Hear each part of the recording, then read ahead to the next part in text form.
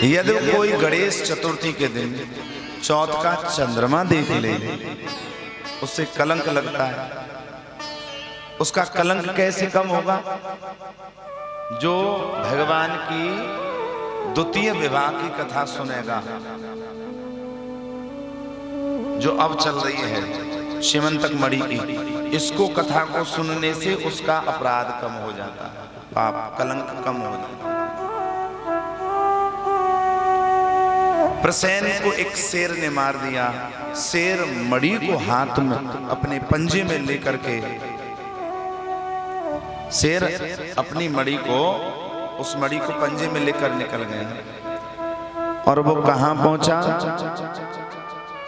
जहां एक गुफा में जामंत जी रहते थे। कौन से जामंत जी? जो राम जी के त्रेता युग में थे, वही जामंत जी। जामंत जी ने देखा मेरे इस दरवाजे पर इतना उजाला कैसे है? आए तो शेर के पंजे में मणि लगी है। शिकार खेलते समय उसका शिकार कर दिया, शेर का वध कर दिया, मणि को ले गए और अपने पुत्र को जाकर के दे दी। उनका पुत्र उस मणि से खेलने लग गया। उनका पुत्र खेलने लग गया। इधर सत्यराजित ने सोचा मेरा भाई मारा गया है, तो कहीं ऐसा तो नहीं कृष्ण ने मेरे भाई को मरवा दिया हो। क्यों? मणि के लालच में। तो भगवान पर झूठा आरोप लग गया। भगवान पर झूठा आरोप लग गया महाराज।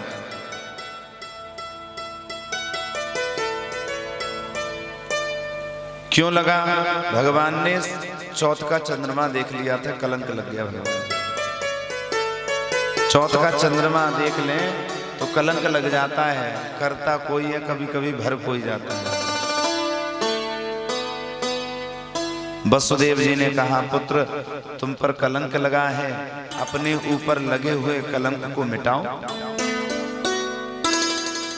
बड़ी भारी सेना लेकर के उस सत्यराजित के भाई प्रसेन की खोज करने के लिए चले। उसी जंगल में पहुंचे जहां प्रसेन गया था महाराज।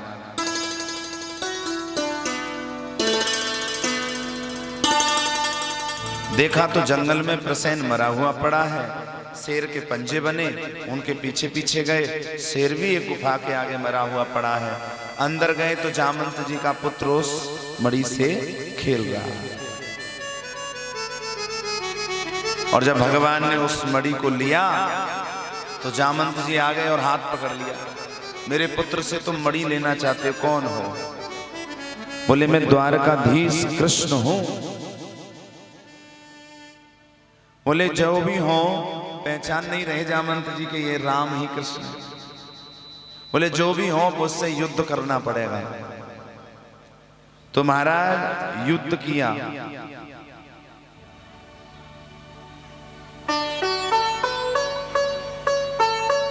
अट्ठाईस दिन युद्ध चला। परीक्षित जी महाराज 28 दिन, कभी जामंत जी नीचे, कभी कृष्ण भगवान। अब यहां बात आती है, परीक्षित जी ने पूछा भगवान ने 28 दिन युद्ध क्यों किया?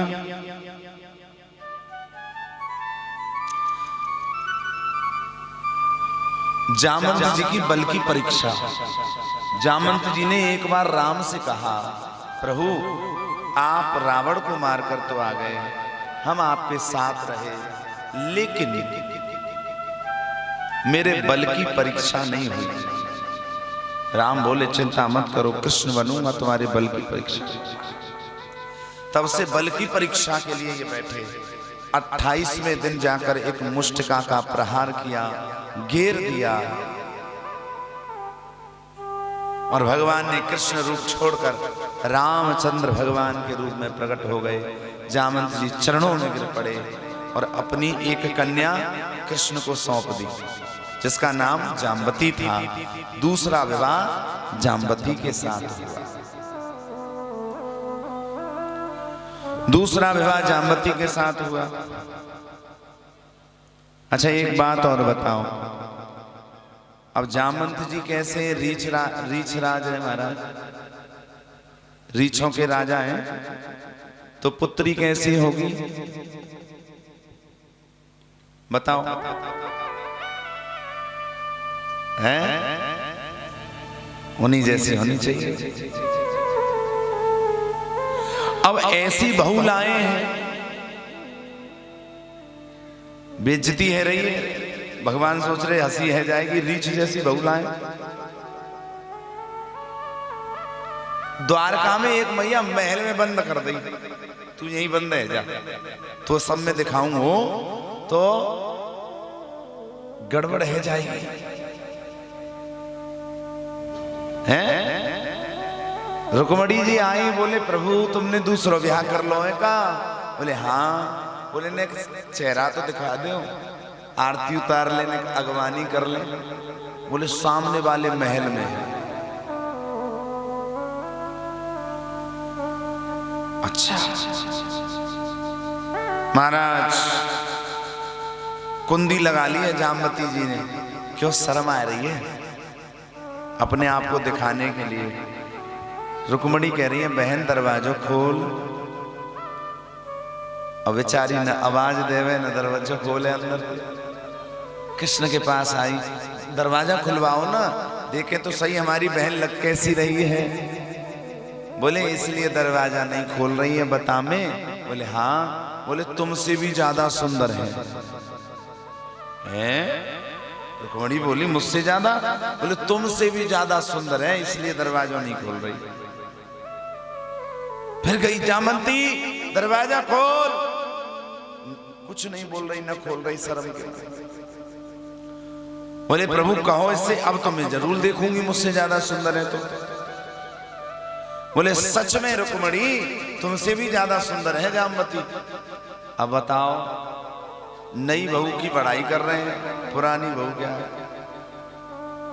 भाई रुक्मणी का विवाह पहले हुआ, अब बार बार कह रहे तोते ज्यादा सुंदर, तोते ज्यादा। रुक्मणी को आ गया क्रोध, मोते ज्यादा सुंदर है क्या? इसलिए नहीं खोल रही। बोली ना हाँ। कुंडी खटखटाई, अरे जामवती दरवाजा खोल, नहीं खोली। क्रोध आ गया और श्राप दे दिया। अपने रूप के अभिमान में तू मुझे अपना मुख नहीं दिखा रही है, जा मैं तुझे श्राप देती हूं। तू कितनी भी सुंदर हो, कैसी भी हो, तू मेरी जैसी हो जा, मुझसे ज्यादा सुंदर न हो पाए। तुम्हारा रुक्मणी जैसी हो गई, रीछ शरीर छूट गया। ये लीला है भगवान। और जैसे ही खोली कुंडी, अब तो चमक चमक करके चली आ रही है। देखा रुक्मणी बोली ये तो मेरे जैसी है, सेम टू सेम। तुम कह रहे मुझसे ज्यादा सुंदर है। बोले मैं तो लीला करवा रहा था, आपने श्राप दिया, इसके लिए वरदान हो गया। कभी कभी वरदान हो जाता है। और जो एक बार भगवान का हो गया साहब, दुनिया उसकी हो जाती है। जामवती भगवान की हो गई तो जामवती का स्वरूप भी बदल गया।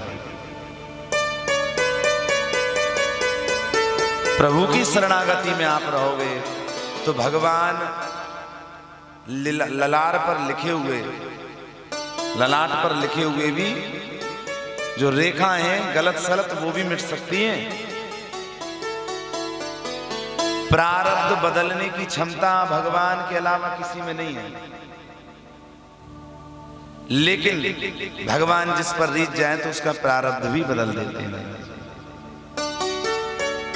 मंत्र महामन विषय व्याल के, ये गोस्वामी तुलसीदास जी ने लिखा है। मंत्र महामन विषय व्याल के, मेटत कठिन कुअंक बहाल के।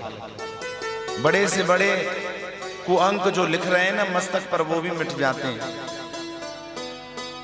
और इस चौपाई को ही जो गाता है, इस चौपाई को जो याद कर लेगा, उसके कितने भी दुर्भाग्य हों वो सौभाग्य में बदल जाते हैं।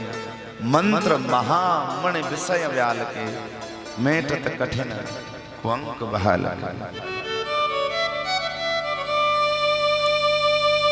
इसलिए महाराज भगवान के हो जाओ, दुनिया का बनकर देख लिया, भगवान का बनकर देख लिया।